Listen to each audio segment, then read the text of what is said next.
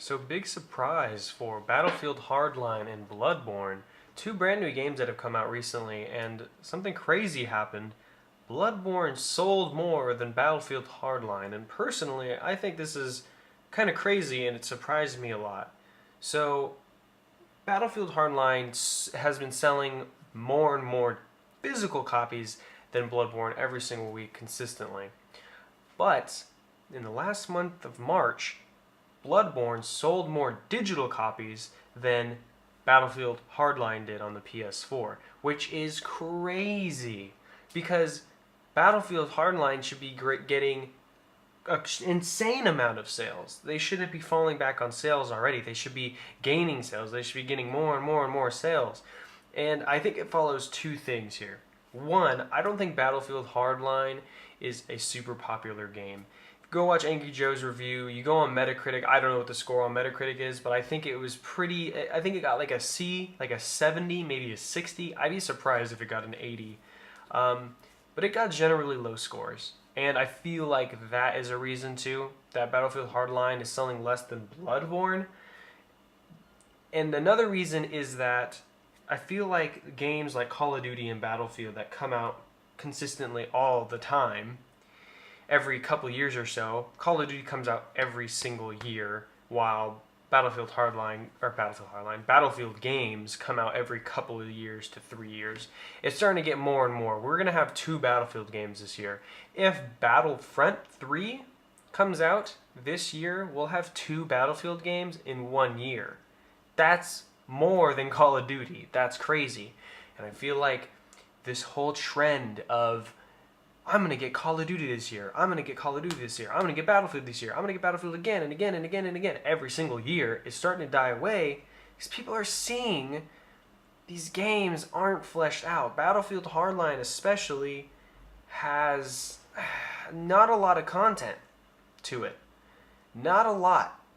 You know, I'm not going to be super surprised to see Battlefront 3 not get the sales that they're expecting. But, you know, I could be wrong. It is Battlefront and it is Star Wars. So I think Battlefront is going to sell tremendously well.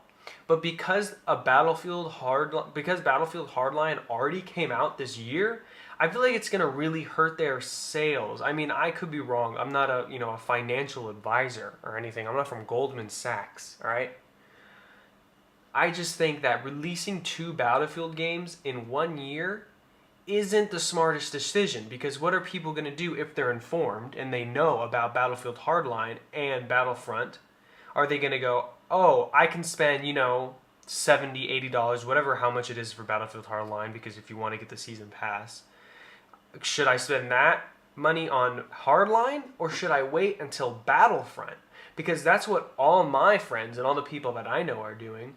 I don't think any of my friends are buying Hardline because, one, they're uninterested. It doesn't seem like a huge step forward. It doesn't seem anything interesting. It doesn't seem unique enough. It is a unique experience, different from Battlefield 3, 4, those ones. But it's not different enough. And I think and like they've said, they're just going to wait until Battlefront 3 comes out. So I don't know. I feel like this has hurt their sales. Especially when a game like Bloodborne is selling more than Battlefield. Battlefield is a reoccurring game that happens all the time, and everyone and their mother gets the first-person shooter of the year. Everyone gets it.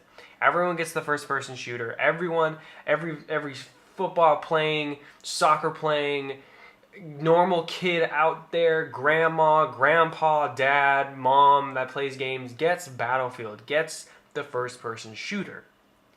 So it surprises me when a game like Bloodborne sells more. Bloodborne is a hardcore, challenging game from the company that made Dark Souls. The game was supposed to be for a very niche market of people that like those kind of games. I've tried Dark Souls. I've tried Dark Souls 2. I even tried Demon Souls, which is the original. And I can't get into it because it's so hard. I haven't played Bloodborne yet, but I'm hoping I'll like it. I heard that they toned it down a little bit. So maybe that was the key to get more people to buy it. Just tone down the difficulty just a tad to make it more quote-unquote casual for people to play, and that was like the magic recipe that needed to be put in. That was what they needed to add to the Dark Souls kind of experience to get more people to buy. A challenging experience that doesn't kick your ass, but is still challenging.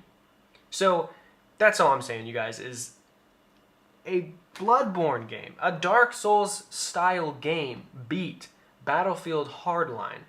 That blows my mind, and I feel like it's a trend that we're going to keep seeing. The whole Call of Duty and Battlefield yearly annual rejuvenation, it's not really rejuvenation, but just, copy and paste cookie cutter game is going to start dying out soon.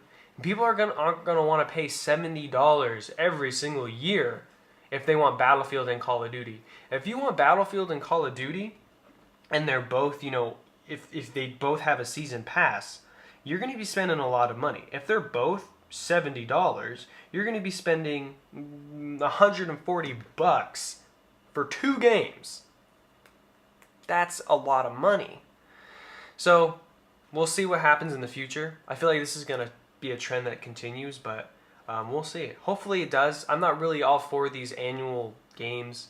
I feel like they should really take their time and try to perfect it as much as they can, like it's an art form, kind of like Valve does. Well, thanks for watching. Hope you like the content. Hope you like the video. If you like news videos and you like all kinds of gaming stuff, go check out my channel. I get a bunch of cool things on there. And thanks for watching. Subscribe if you liked it if you liked it, and have a wonderful day.